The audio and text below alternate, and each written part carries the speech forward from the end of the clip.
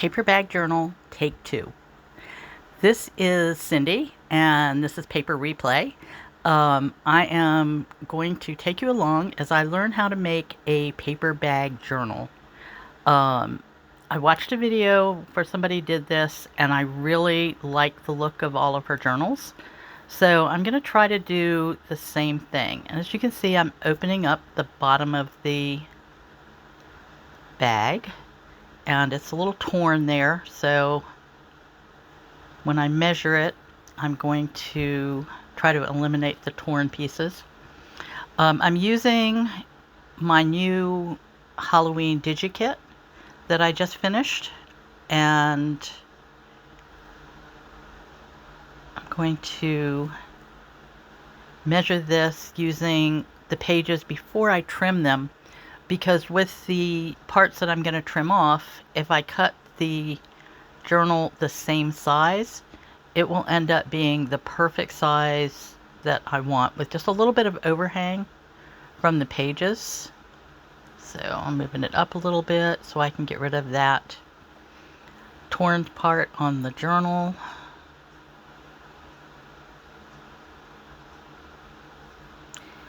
And just going to crease it so I can tell where that middle is.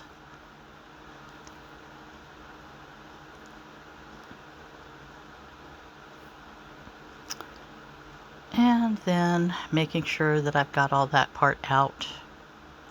Everything is flat. Pull it out now, and you can see I'm going to just measure exactly where that goes on the outside so that I can trim it.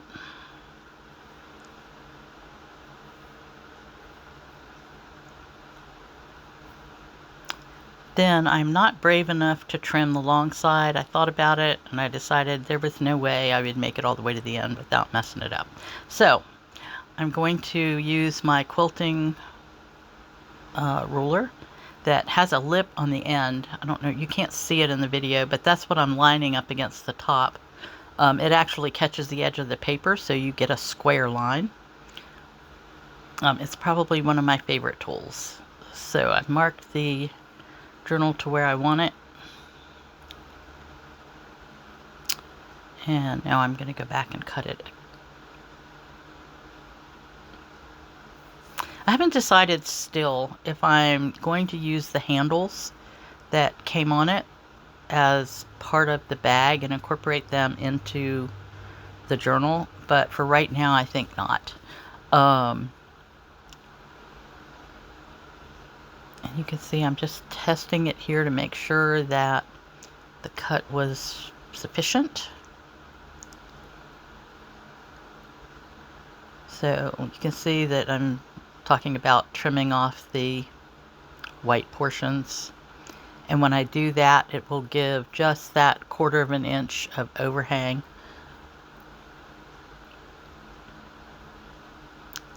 So I'm going to make a better fold there. Then I'm going to take both signatures and put them in, because that will change it'll change how wide the journal is when they've got more in it. I end up having plenty of room, so that plan worked out really well. The goal here is to have a pocket, and I can either have a pocket going from the top down or into the side on both the front and the back. So I think I'm decided that I'm going to do the go in from the top, which doesn't work out too well, as you will see. So I'm gluing the flap together.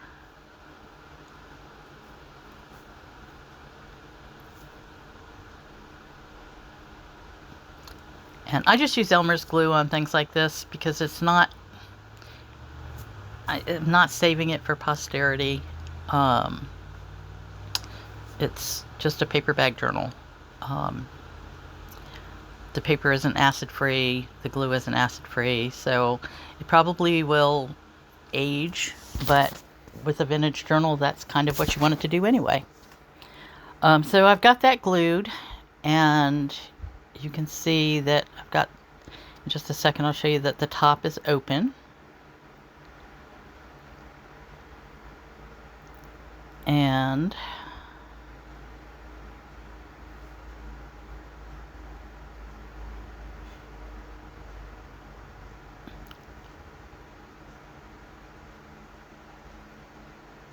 I'm just squishing it all down to make sure it's glued tight. And there's a crease in it so I can tell where to mark it for the holes.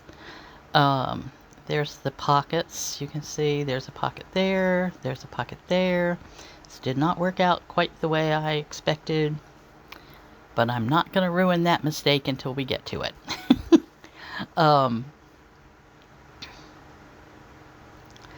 This is tea dyed paper. During the winter, we have a wood stove, and during the winter I tea dye a ton of paper or coffee dye, and dry it on the wood stove because it dries super fast. And then I have it all year long to use. But this is 11 by 17 inch, so each page will actually make 4 journal pages.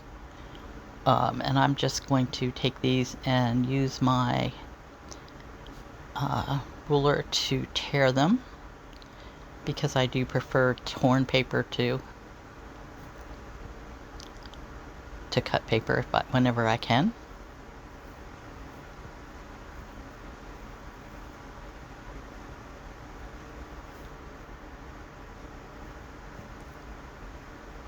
We are having spectacular weather here this week. It's been in the 70s and sunny and cool at night, and such a relief after 100-degree temperatures all summer. So I have been enjoying that when I can, and I'm trying to get some work done on this. My goal is to make a video every week, or maybe twice a week. That may be a stretch goal, but at least every week.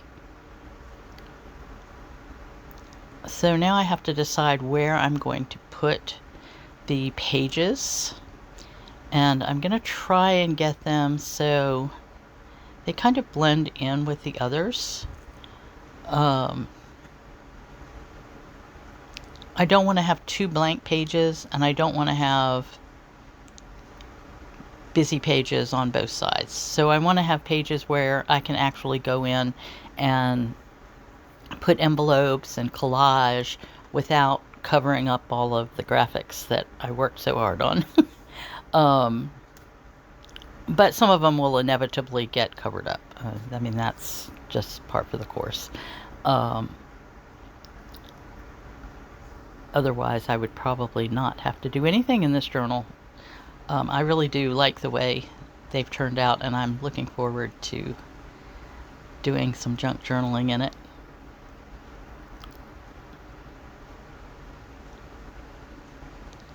So it's always a question. If they've got blank pages, I really want to leave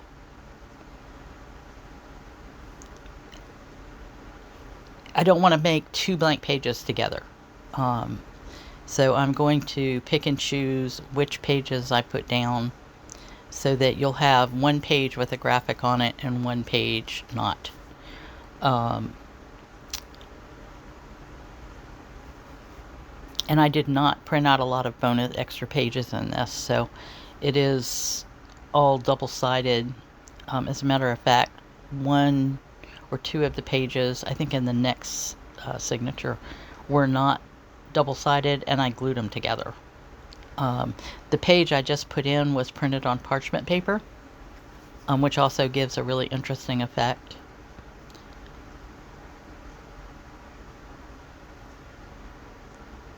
And I am looking to see where I want to put the next one.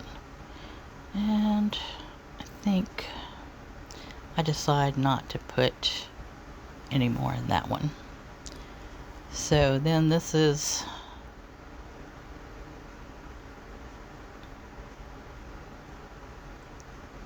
a whole new newer pages, so I'm going to pick and choose where I put them.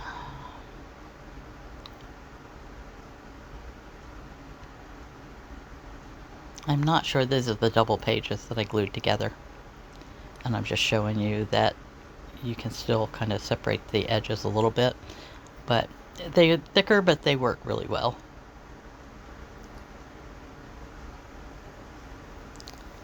So, yes. I was wondering why I didn't put one there. Then I'm going to put one in there.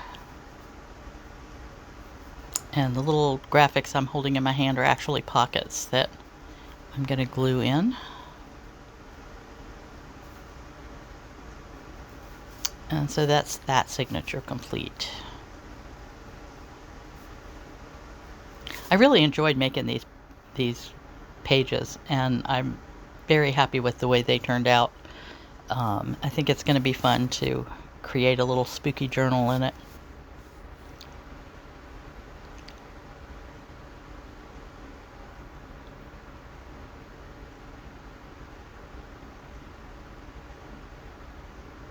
Alright, now we're evening it all up to get ready to trim.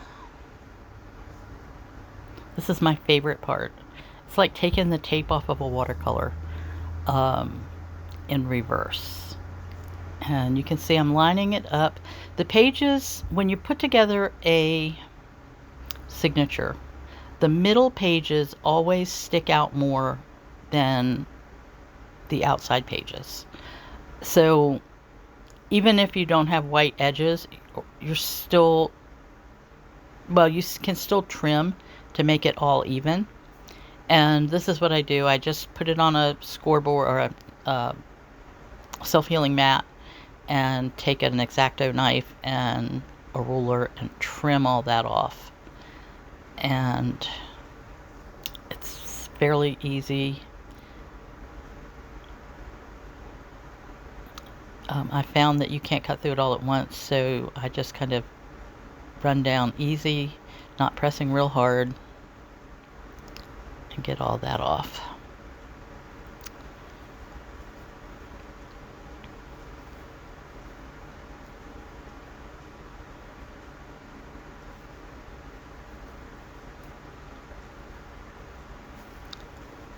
So we're going to just score this. This is why when I measured, I knew that if I made the cover the same size as the full page, that it would fit after I trimmed. And my printer does not print the same on the top and the bottom. So I have to just give a little extra, take a little extra off here.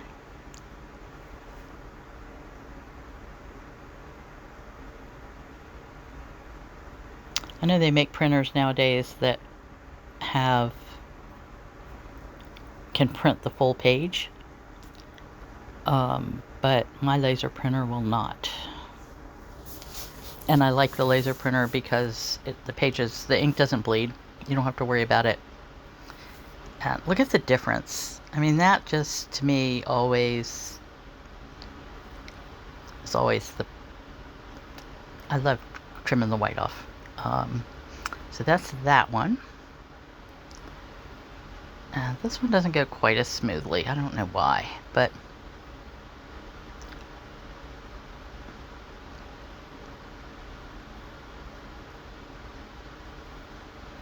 once you start cutting, do not take your hand off the ruler until you're done, because if you do, it will move and you will never get it back. I have done this a million times, and if I have to get interrupted in the middle and I have to take it off, I can never get it straight again, and I end up cutting more out of my signature. So that's my advice, is don't ever take your finger off of the ruler.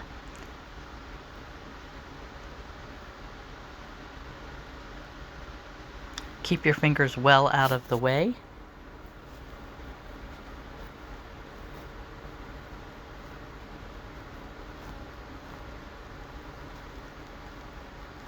The top edge always is funky. This is the one that didn't work very well. And I think it's probably because I started at the page edges where not the middle.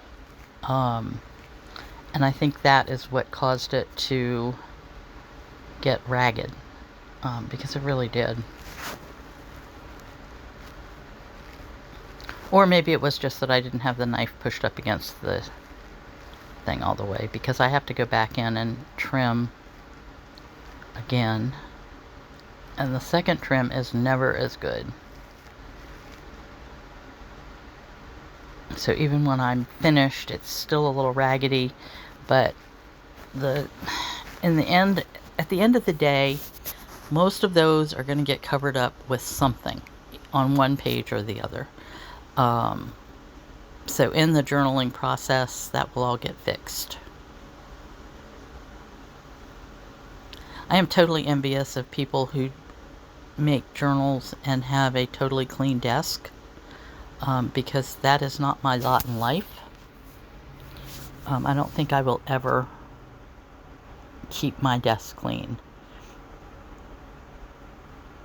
So I'm so excited. They look so cool.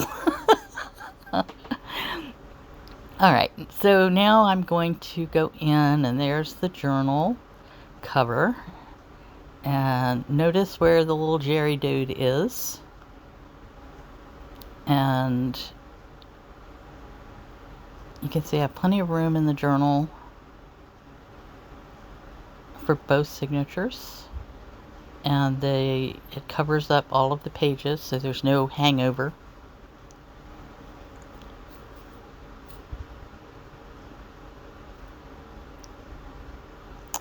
So just checking it out to make sure it is all good.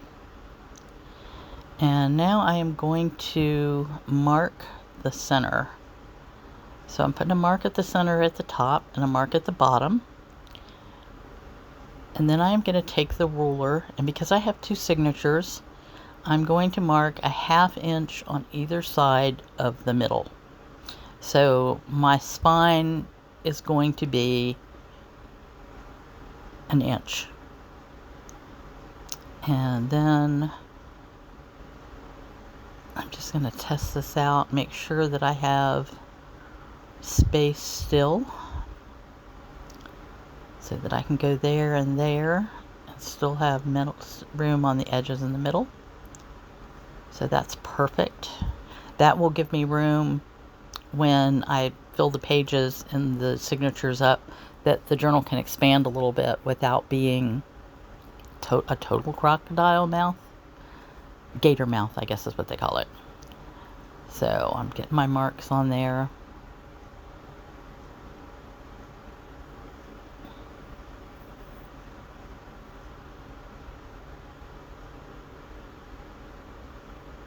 Checking my measurement again.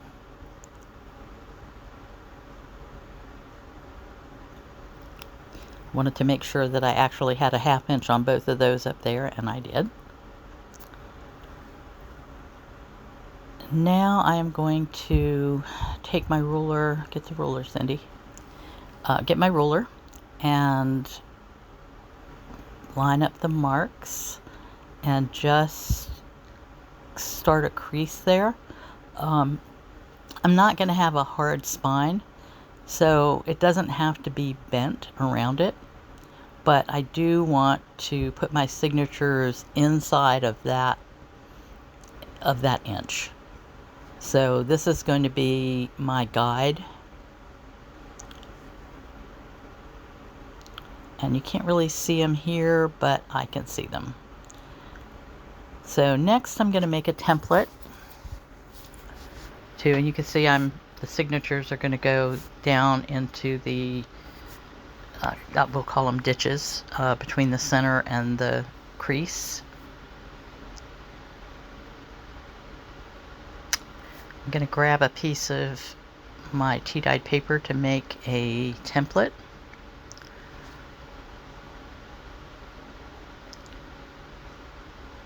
And I'm lining that up in the center of the center line and normally I would eyeball this, and I'm pretty good at it. But this is a bigger journal than I'm used to making, so I decided to go ahead and measure. So I'm measuring it 1 inch from the top, and then I'm going down to the center of the journal.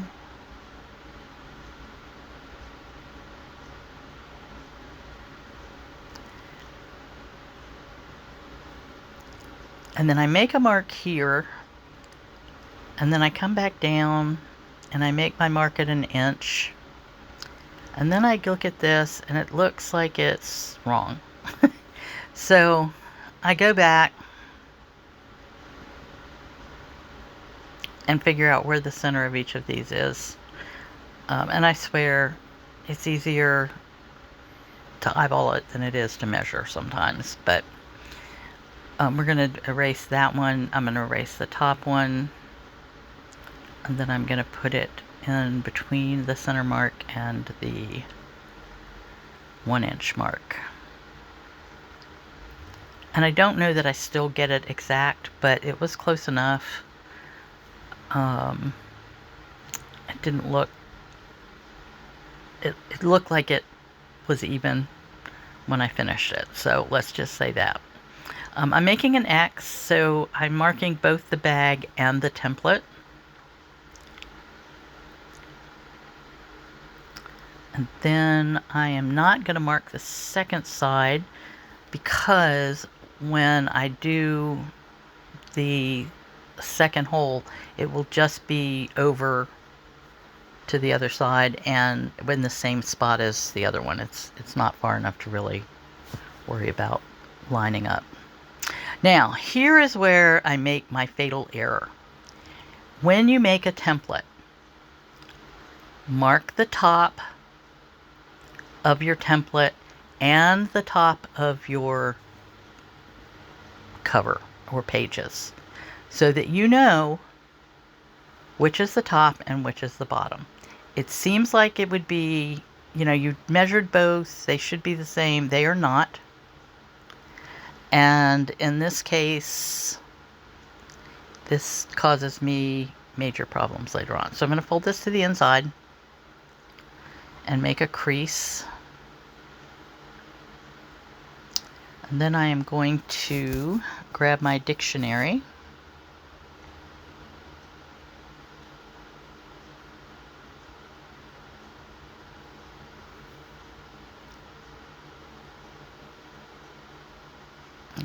Where's the dictionary? There. Nope. Dictionary. I use a dictionary as a cradle. It takes me a minute to get this lined up, because I want it to be on the inside, and then I have to put a clip on it.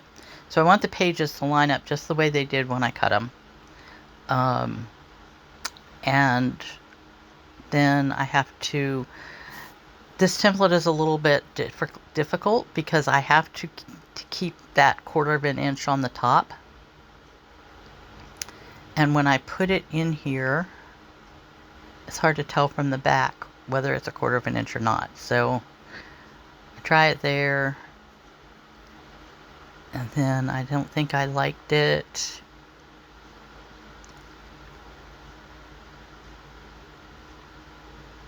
Let's see, if I close this and look at it, it is not quite right. So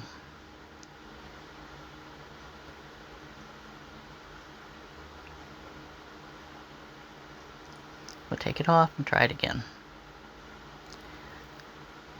And everything in me wants to tap those papers on the bottom so that they line up. And I can't do that with the template in it. So eventually I figure I'll just do it, and then I'll hold it really tight.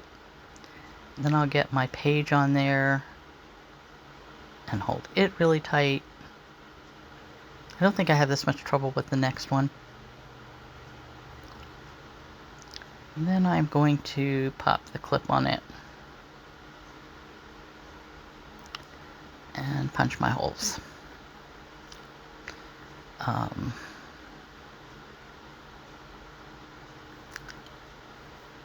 One day when I grow up, I'm going to have a wooden cradle, and I won't have to punch into a dictionary, but this works amazingly well, and it honestly does not wreck the dictionary. If you push really hard, it can push through to the spine, but I generally don't push that hard. And it may poke holes in the pages, but this is one I use for junk journal pages, book pages anyway, so it really doesn't matter. Alright, so that one is done. I'm going to set it aside.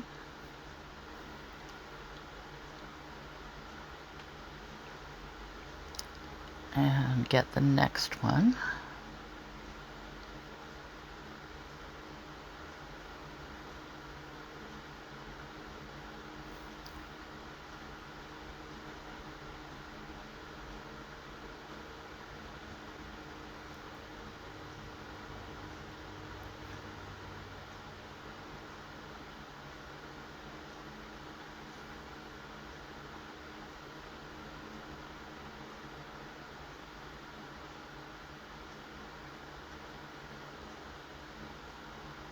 So now I'm holding that really tight and lining up the 1/2 inch.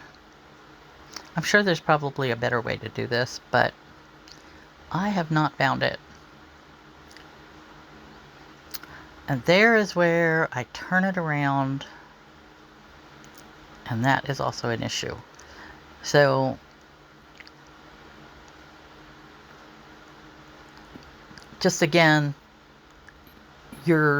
all of your holes are never quite the same from the bottom to the top as they are from the top to the bottom.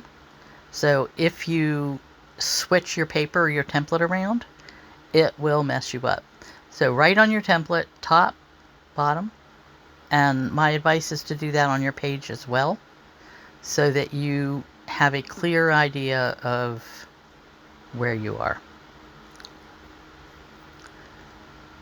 Now, next comes the template here. So, and on this one, you just line it up and punch it through. It's a little bit harder to get through all of the pages when you get to the bottom.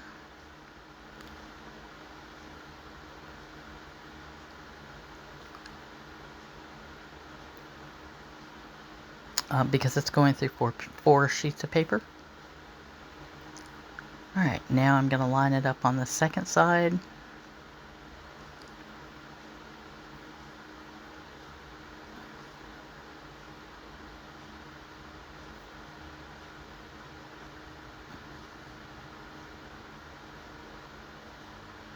See, I did not push it hard enough here. It did not actually go all the way through the paper.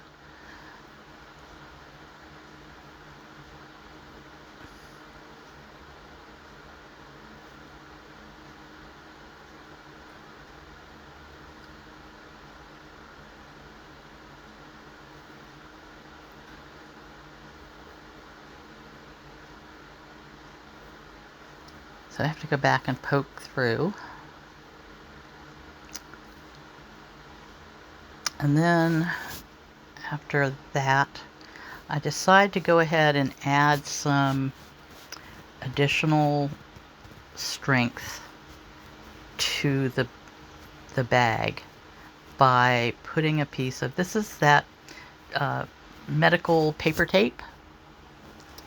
And it's super easy to punch through, and it is great at making your spines a little bit more secure. So it doesn't tear through as easily as the paper does. So you're less likely when you're sewing or using your journal to tear your pages open. So now I'm going to go back through and just punch through all of these holes. And I did this, and apparently it did not go through all of them. Which isn't a huge problem. I mean, when you've got your journal there, you can just poke through. But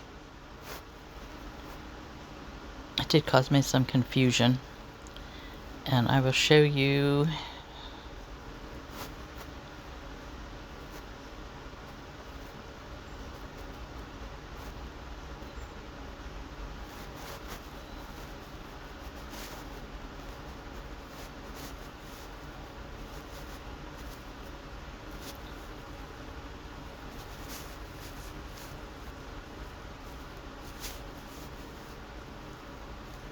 another piece of tape.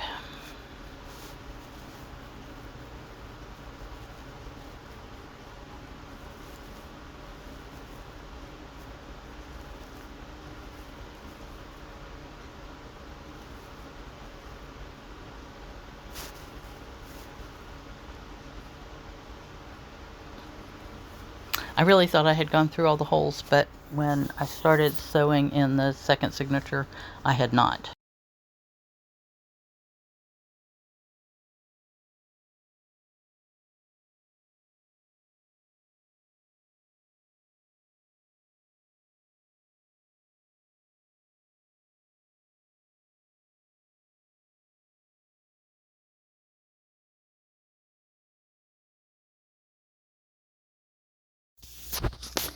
Okay, I am now ready to start sewing the journal, and I am using a hemp thread here. I'm not sure that I love the way this turned out. It was really harsh and scratchy and hard on my paper. So I recommend that you either use a waxed thread or that you use something softer like embroidery thread. On the plus side, this will last forever. On the second side, when I was pulling it through the paper, it absolutely caused some damage, caused bigger holes, basically. If the journal is going to get a lot of use, then you probably want to use something that would be gentler on the pages. I am starting at the top on the inside and going in and out of each hole.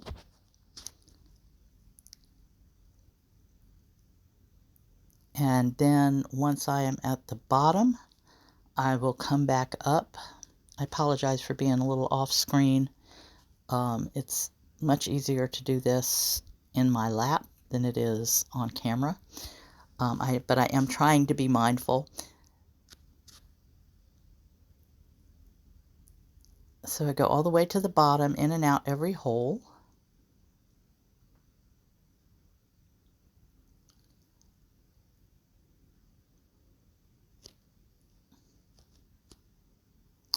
Sometimes they're a little fiddly to get them through all the paper and the cover in the holes that you made.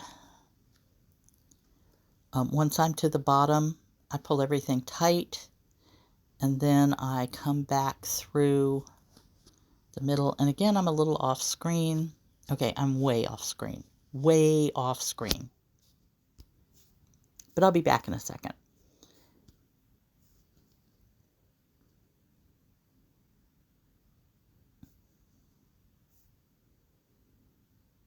So now I'm coming back up through the holes to end up back at the top so I can tie my strings off. And to make it look like a solid line of stitching.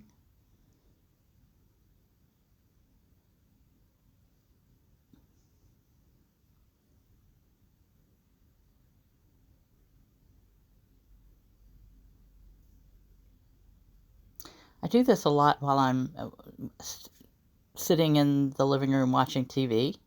So I'm really used to working in my lap, and it's a bit of a change to be thinking about keeping it on camera. So I'm making sure that everything is tight, and then I'm going to tie this off. I do leave the strings when I tie it a little bit longer. You don't have to do that. I like to tie things on beads or dangles or something that just adds a little bit of interest to the center of my page.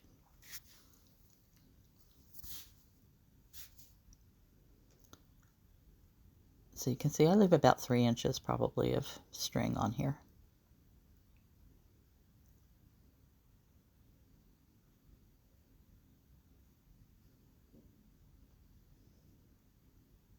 Then I'm going to check and see if the string is long enough to use for the next signature, and it is not. You actually need a little bit over 3 times the length of your journal in string.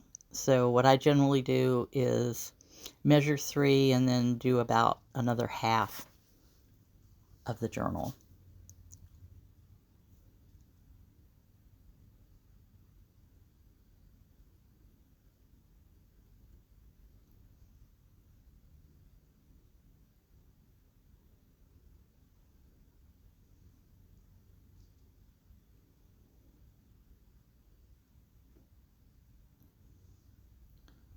So there's 1, 2, 3,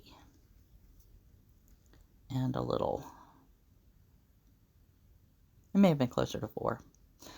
And then I'm threading the needle. Threading the needle is always challenging for me, especially with thread like this that is big and bulky and not tightly wound. And I'm going to fess up here, I actually edited out about 5 minutes of me trying to thread the needle unsuccessfully. So now I'm finding the center of my journal. That could be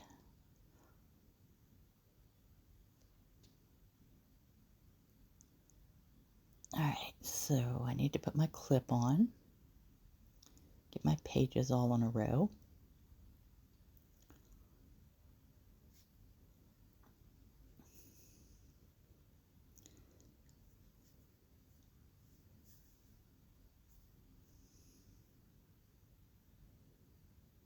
Checking to make sure that all the pages are up, right side up.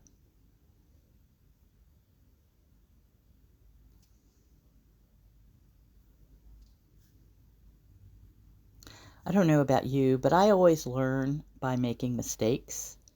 And sewing together a journal with the pages upside down or backwards is something I have done in the past. So it's not the end of the world. You can just pull it out, start over. But then you've got all the time that you spent putting it together in the first place. I hope that you are enjoying the video and that you will like and subscribe to my channel. This is a new channel and a new endeavor for me. I have been had a rescue channel before. I rescue horses in my spare time, and art is my relaxation from that.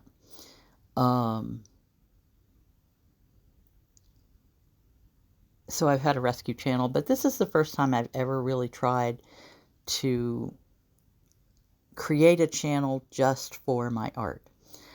So this will be fun, and I would greatly appreciate it if you would like, subscribe, and share with your friends. As we are building the channel, I will probably be giving away some journal kits, some coupons to my Etsy store. This journal kit is my first Halloween kit, and I am really looking forward to working in it this fall. It's kind of like an homage to Halloween. It will be up in my Etsy store. I'll leave a link in the comments if you want to work along with me. I haven't even counted the pages yet, but it's got several pages of ephemera, several pages of clip art. All of the journal pages that you see here will be included.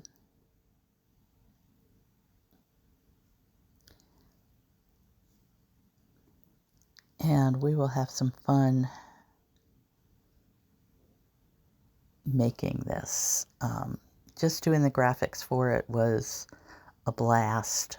And now I am looking forward to getting all of these pages done so I can actually work in my journal.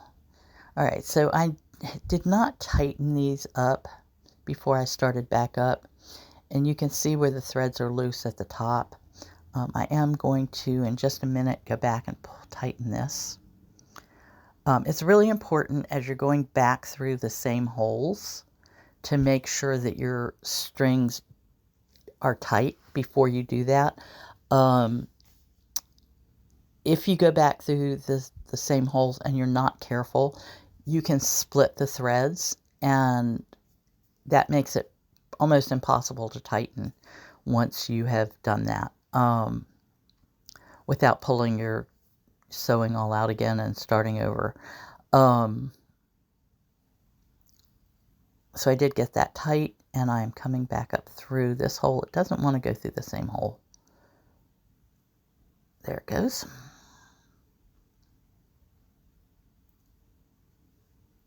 Now, as I said before, the string is a little bit harsh, and the tape will protect it from pulling through the cover, but the pages, the holes in the pages are a little larger than I would like, just from the friction of the string going through.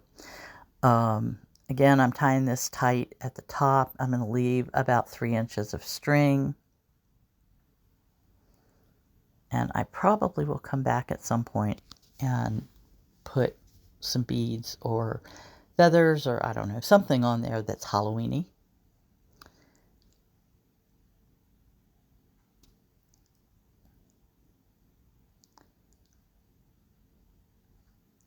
So I am very happy with this so far. You'll notice that Jerry is now on the bottom. This is a problem. And I'm noticing that the flaps are at the top, thinking, I need to glue those. So I grabbed the Elmer's glue. And it has not yet occurred to me that these being on the top means that my pockets are on the bottom.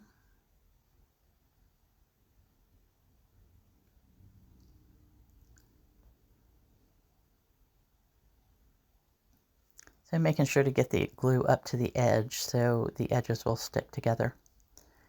And just giving that a good rub.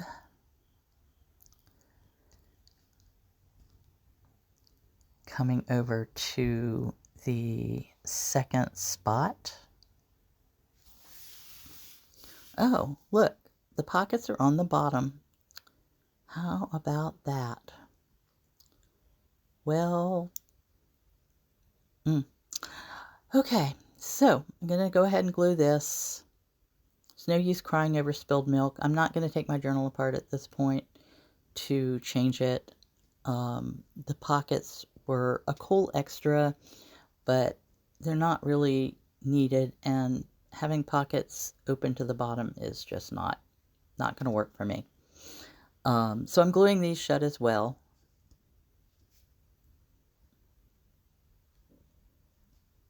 And I will definitely, I don't know about you, but I learn by making mistakes.